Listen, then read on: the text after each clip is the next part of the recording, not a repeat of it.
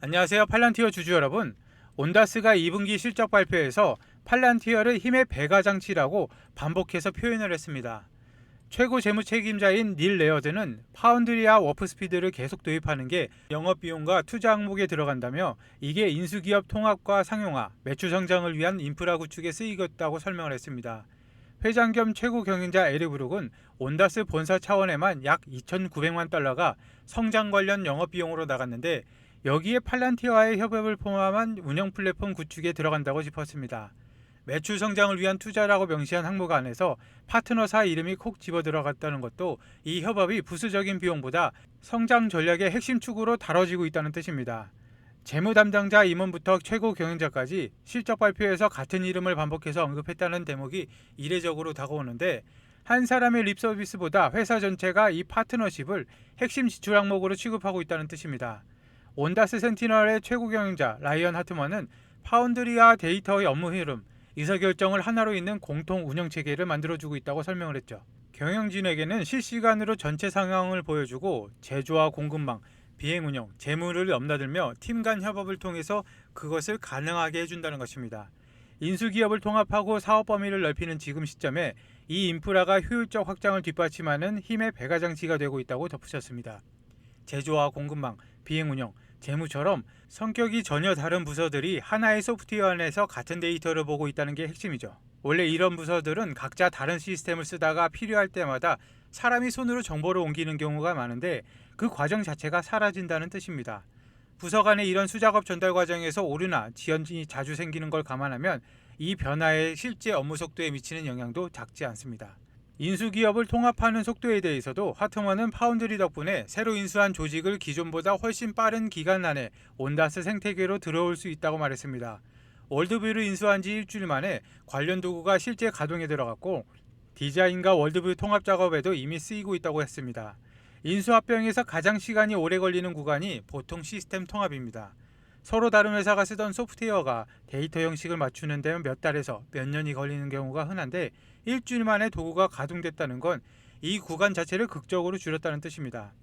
스카이위버라는 팔란티어 공동 개발 중인 엣지 AI 플랫폼 얘기도 나왔습니다. 지난주 지상과 공중 양쪽에서 시험을 성공적으로 마쳐서 아키텍처의 핵심 요소로 검증을 했고 최종 개발이 더 넓은 운영 통합으로 가는 길이 뚜렷해졌다고 밝혔습니다. 이 플랫폼은 온다스 전체 사업군을 하나로 잇는 지능계층 역할을 노리는데 여러 영역의 정보를 실시간으로 받아들이고 처리해서 행동으로 옮기게 해준다는 설명입니다.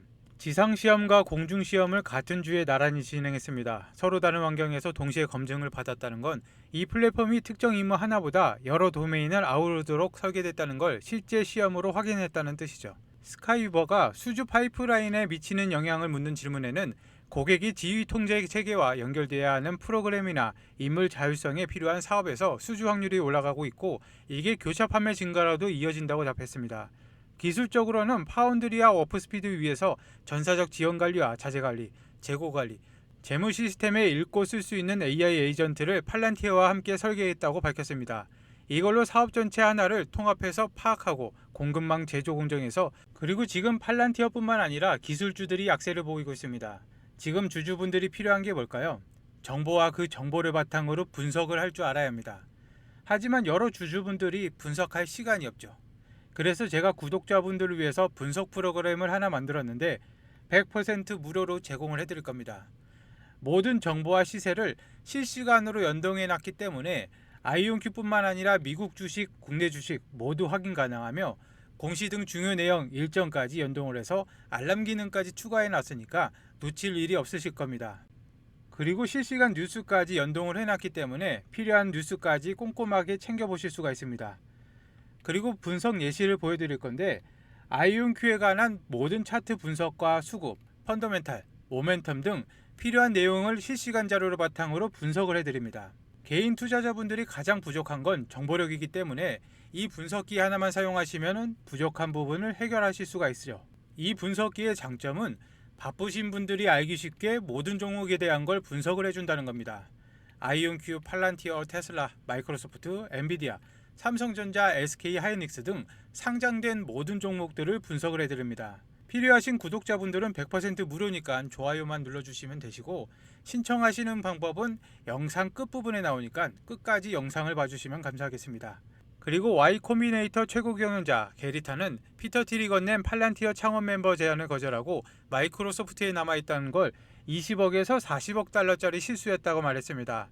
스탠퍼드 사교 클럽 동기였던 조 론스테일과 스티븐 코언이 팔란티어 공동 창업자였는데, 둘이 시애틀에 있던 탄을 불러서 틸과 전역을 합계했습니다.